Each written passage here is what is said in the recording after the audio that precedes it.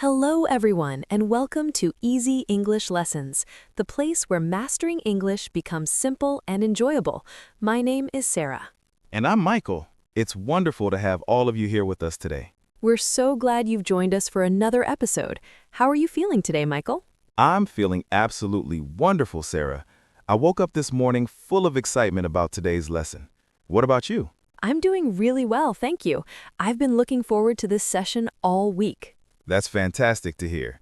Before we dive into our main topic, we want to take a moment to thank everyone who watches our channel. Yes, your support means everything to us.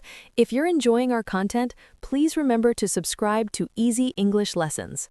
And don't forget to hit that notification bell so you never miss an episode. Sharing our videos with friends who are learning English really helps us grow. Absolutely. Every like, comment, and share makes a huge difference. We read all of your comments, and they inspire us to create better content. We really appreciate each and every one of you. Now, Sarah, what's our topic for today's lesson? Today, we're going to explore something really exciting.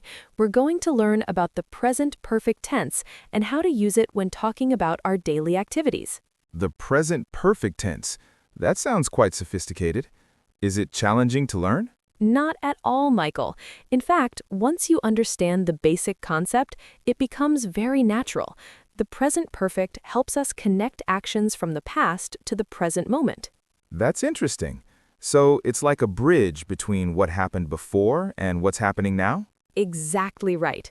It's one of the most useful tenses in English because we use it constantly in everyday conversation. I'm excited to learn more. Should we start by talking about our own day? That's a perfect way to begin. Why don't you tell me, Michael, what has happened in your day so far? Well, let me think about that. I have eaten breakfast this morning. I had some eggs and toast. Great example. So you ate breakfast earlier, and that action is complete, correct? Yes, that's right. I finished eating maybe 2 hours ago. But the important thing is that this past action has a connection to the present. You're not hungry right now because you've already eaten. Oh, I see what you mean. The action happened in the past, but the result affects the present moment. Precisely. That's the key to understanding the present perfect. Now, let me share my example. I have prepared all my notes for today's lesson. Wonderful. So you prepared them earlier, and now you have them ready. The result is that you're well organized for our recording. Exactly. You're really getting the hang of this already. This is making sense. I have drunk 3 glasses of water this morning, so now I feel hydrated and refreshed. Perfect example, Michael. Notice the structure we're using. We say have or has followed by a special form of the verb. Right. For me, it was drunk, and for you, it was prepared. These special forms have a name, don't they? Yes, they're called past participles. This is the key component of the present perfect tense structure. Could you explain the complete structure for our listeners? Of course, the formula is quite simple. It's subject plus have or has plus the past participle form of the main verb. And when do we use have versus has? Great question.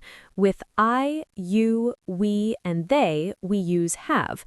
For example, I have studied or they have arrived. And with he, she, and it, we use has, like she has completed her homework or he has visited the museum. Exactly right. You've got it down perfectly. So, Sarah, let me ask you a question using this structure. Have you answered all your emails this morning? Good question. Yes, I have answered all my emails. I replied to the last one about 30 minutes ago. Excellent. So answer is the base verb and answered is the past participle. This is what we call a regular verb, right? Correct. With regular verbs, we simply add ed to create the past participle, like work becomes worked, talk becomes talked, and clean becomes cleaned. Those are straightforward. I have worked on several projects this week. And I have talked to my family on the phone today. Regular verbs make the present perfect quite easy to form. But what about irregular verbs? They must be more complicated. They require a bit more memorization, but with practice, they become natural. Remember your example? You said, I have drunk water. The verb drink becomes drunk in the past participle.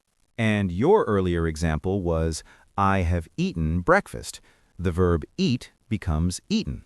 Exactly. These don't follow the regular ed pattern, so we need to learn them individually. Are there many irregular verbs we should know? There are a few common ones that we use frequently. For instance, go becomes gone, see becomes seen, and do becomes done. So I could say, I have seen that movie, or she has gone to the store. Perfect examples. Let's practice some more. Michael, have you completed your morning exercise routine yet? Ah, you've used an interesting word there, yet. But to answer your question, no, I haven't completed my exercise yet. I plan to do it this afternoon. Good catch on the word yet. This is one of several time expressions we commonly use with the present perfect. So, yet is used in questions and negative sentences, isn't it? That's absolutely correct. We use yet when we're talking about something we expect to happen. You expect to exercise today, so I can ask, have you exercised yet? And I can respond, no, I haven't exercised yet. It implies that I will do it, just not at this moment. Exactly. Now, there's another useful word we often use, already. This one indicates that something happened sooner than expected. Can you give me an example? Sure. Imagine it's only 9 in the morning, and you might think I haven't started working yet, but I could surprise you by saying I have already finished my first task. Ah, so already shows that the action is complete earlier than someone might expect. Precisely. I have already organized my desk for the day. Wow, you're very efficient, Sarah. I haven't organized mine yet. I should probably do that soon. There's another helpful time word we use, just. This indicates something happened very recently, only moments ago. How recent are we talking? Usually within the last few minutes. For example, if someone calls you and you're busy, you might say, I have just started a meeting. Or if someone asks about lunch and you've only finished eating 5 minutes ago, you could say, I have just eaten lunch. Excellent example. My phone made a sound a moment ago, so I can say, I have just received a text message. This is really helpful. So we have just for very recent actions, already for things that happened earlier than expected, and yet for things we're still waiting to happen. You've summarized it perfectly. These 3 words are incredibly useful in daily conversation. Let's practice using these in context. Sarah, have you had lunch yet? No, I haven't had lunch yet. I've been so focused on preparing for this recording that I forgot about eating. You should eat soon. I have already eaten my lunch. I had it about an hour ago. That's good. You're staying on schedule. Have you taken a break to relax yet today? Actually, I have just finished a short meditation session before we started recording. It helps me feel calm and centered. That's wonderful. Meditation is so beneficial. I have practiced meditation for several years now. Have you really? That's impressive. How has it helped you? It has improved my focus tremendously. I have noticed significant changes in my stress levels since I started. I should make it more of a regular habit. Now, let me ask you about something else. Have you read any interesting books lately? Yes, actually, I have read a fascinating book about language learning. I finished it last week. Oh, that sounds relevant to what we do. Notice that read is one of those tricky irregular verbs. The base form is read, spelled R-E-A-D, and the past participle is also spelled R-E-A-D, but pronounced differently. That's an excellent observation. The present tense is pronounced like read, but the past participle is pronounced like read. It can be confusing for learners. English certainly has its challenges. Have you watched any good shows or movies recently?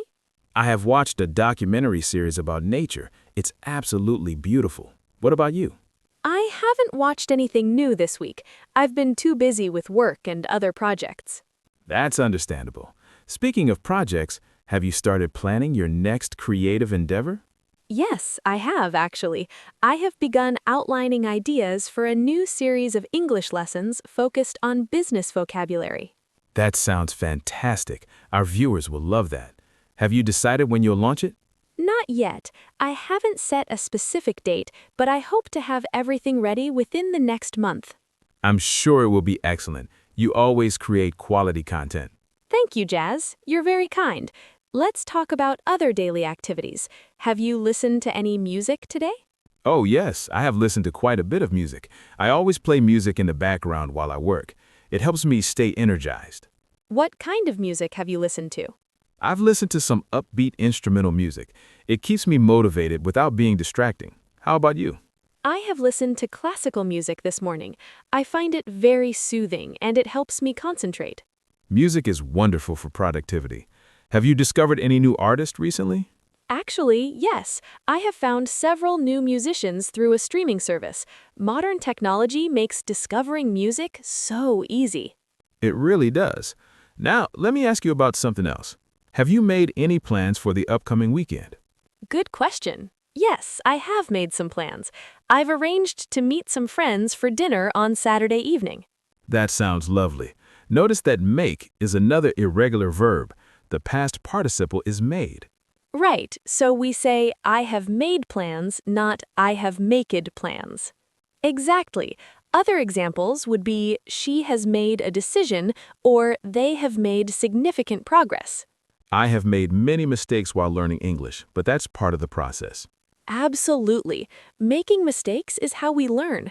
In fact, I have learned more from my errors than from getting things right the first time. That's a great perspective. Speaking of learning, have you taught any private students this week? Yes, I have. I have taught 3 private lessons so far.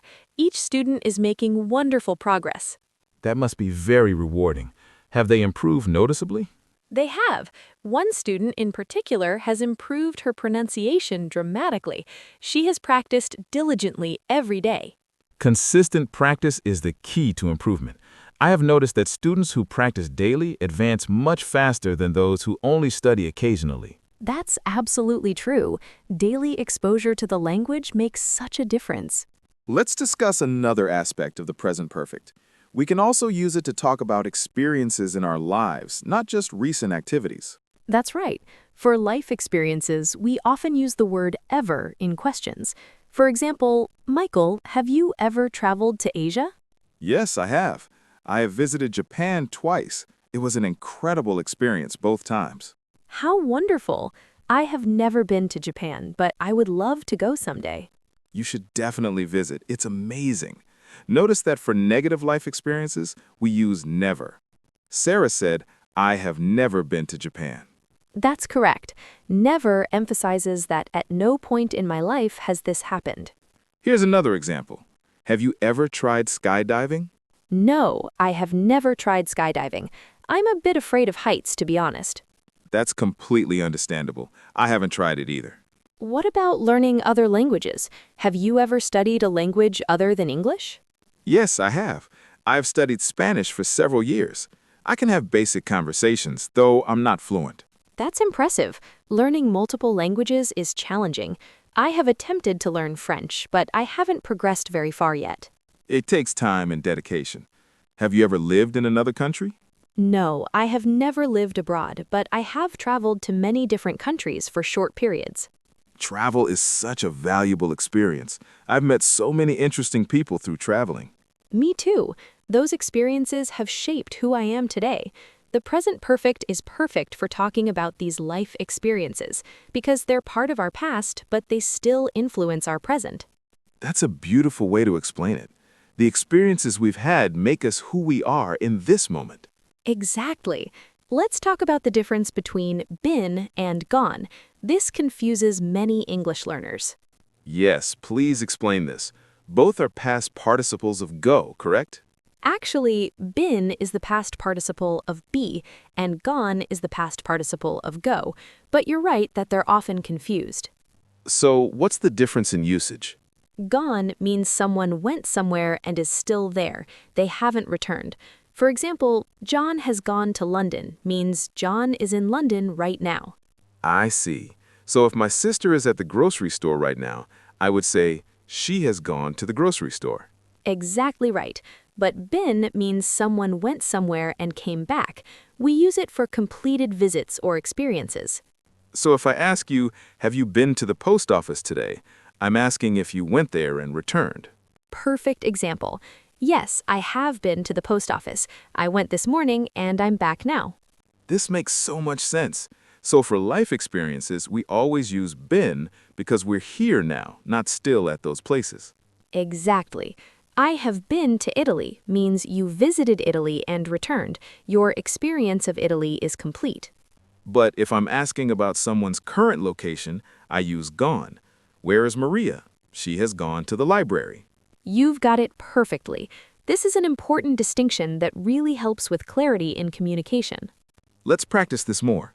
Sarah, have you been to the bank this week? Yes, I have been to the bank. I went on Monday to deposit a check. And you're obviously back here now, so been is correct. Exactly. What about you? Have you been to the gym recently? Yes, I have been to the gym several times this week. I went yesterday morning. That's great. Regular exercise is so important. Have you been to any restaurants lately? Actually, I haven't been to any restaurants this month. I've been cooking at home more often. Home cooking is healthy and economical. I have been trying to cook more as well. What have you been making? I have cooked various things. Last night, I made a delicious pasta dish. I have experimented with several new recipes recently. That sounds wonderful. I have baked some bread this week. There's something very satisfying about baking. I agree. Have you always enjoyed cooking? Not always. I've only really developed an interest in the past few years. It's never too late to learn new skills. I have learned so many new things in recent years. That's inspiring. Lifelong learning is so important. Absolutely. Now, let's talk about negative sentences with the present perfect. These are equally important. Yes, sometimes what we haven't done is just as significant as what we have done. Exactly. For example, I haven't finished writing my report yet. This tells us about an incomplete task. I haven't called my parents today. I need to do that this evening. And I haven't checked my mailbox yet. I should do that soon. These incomplete actions become our to-do list for the rest of the day. That's right. The present perfect helps us keep track of what's done and what still needs attention. I haven't watered my plants this week. Oh no, I should do that right after we finish recording. Good idea. Plants need regular care. I haven't gone grocery shopping yet this week either. We all have those tasks that pile up. I haven't cleaned my car in ages. I haven't organized my closet yet this season. It's on my list of things to do. These are all normal parts of daily life. Let's try having a more natural conversation using everything we've learned. Great idea. I'll start. Hi, Michael. How has your morning been? Hello, Sarah. It's been quite productive, thank you. I've already completed 3 important tasks from my to-do list. That's impressive. You're having a very efficient day. What tasks have you finished? Well, I've responded to all my urgent emails, I've reviewed the lesson plans for next week, and I've organized my workspace. Wonderful. It sounds like you're very on top of things. Have you taken any breaks, or have you been working nonstop? Actually, I've taken 2 short breaks. I've had a cup of tea, and I've done some stretching exercises. What about you? What have you accomplished today? I've had a good morning as well. I've prepared all the materials for this recording session, and I've also written some new content for our website. Excellent. Have you had a chance to eat anything, or have you been too busy? I have eaten breakfast, but I haven't had lunch yet. I'll probably eat something after we finish here. That's a good plan. I've already eaten lunch, so I'm feeling energized for the rest of the day. Perfect. Have you checked the weather forecast? I haven't looked at it yet today. Yes, I have checked it. It's supposed to be sunny this afternoon, which is lovely. Oh, that's nice to hear. Maybe I'll go for a walk later if I have time. That sounds like a great idea. Fresh air and sunshine are always beneficial. That was excellent, Michael. We used the present perfect very naturally throughout that entire conversation. We really did. I counted at least 15 different uses of the present perfect in that exchange. It shows just how common and useful this tense is in everyday English conversation. Absolutely. Native speakers use it constantly without even thinking about it. That's our goal for our listeners too, to use it so naturally that it becomes automatic. With practice, it definitely will. Let's do a comprehensive review for everyone watching. Excellent idea. First, the basic structure. Subject plus have or has plus the past participle of the verb. We use have with I, you, we, and they. We use has with he, she, and it. The past participle can be regular, formed by adding ed, like walked, talked, or studied. Or it can be irregular, like eaten, drunk, gone, seen, or made. These need to be memorized. We use the present perfect to connect past actions with the present moment, especially when the past action has a present result. For example, I have lost my keys means I lost them in the past, and the present result is that I can't find them now. We often use specific time words with the present perfect. Just indicates something very recent. Already shows that something happened earlier than expected, or sooner than usual. Yet is used in questions and negatives for actions we expect to happen but haven't happened yet. For life experiences, we use ever in questions and never in negative statements. Remember the difference between been and gone. Been means went and came back. Gone means went and is still there. The present perfect is different from the simple past because it emphasizes the connection to now, not just that something happened. For example, I ate breakfast just tells us about a past action. I have eaten breakfast connects to now. I'm not hungry. This is such an important distinction for learners to understand. It really is. The present perfect is all about relevance to the present moment. Now, for our listeners, we have a practice challenge. Yes, we want you to think carefully about your own day today. What have you done? What haven't you done yet? Have you eaten breakfast? Have you studied English? Have you exercised? Have you talked to someone you care about? Write your answers in the comments section below. Use the present perfect tense correctly. For example, you could write, I have watched this video, or I have learned about the present perfect today. We would absolutely love to read your responses. It helps us know that you're practicing what you've learned. And don't worry about making mistakes. That's part of the learning process. We learn by doing. Every sentence you write in English is practice, and practice makes perfect. Well, our time together today has come to an end. This has been such an enjoyable and educational session. It really has been wonderful. We have covered so much material about the present perfect tense. We have given numerous examples, we have explained the structure, and we have practiced using it in natural conversation. Most importantly, we have hopefully helped all of you understand this important grammar point better. I'm confident that we have. Sarah, you've been an excellent co-host today. Thank you, Michael. You've been wonderful as well. And thank you to all our viewers for spending this time with us. Before we go, please remember to subscribe to Easy English Lessons if you haven't already. Click that subscribe button and turn on notifications so you'll know whenever we post new content. Share this video with anyone you know who's learning English. They'll appreciate it. And please give us a thumbs up if you found this lesson helpful. It really encourages us to keep creating more content. Your support means everything to us.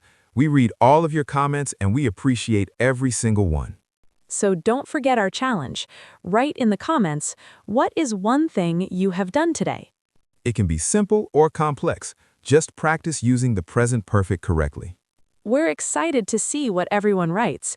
It's always wonderful to see our viewers practicing their English. Thank you all so much for joining us today. It has been an absolute pleasure teaching you. Keep practicing, keep learning, and never give up on improving your English. Until next time, goodbye everyone. We'll see you in our next lesson. Goodbye and happy learning. Take care, everyone. Remember, practice makes perfect. Keep using the present perfect in your daily life. See you soon on Easy English Lessons.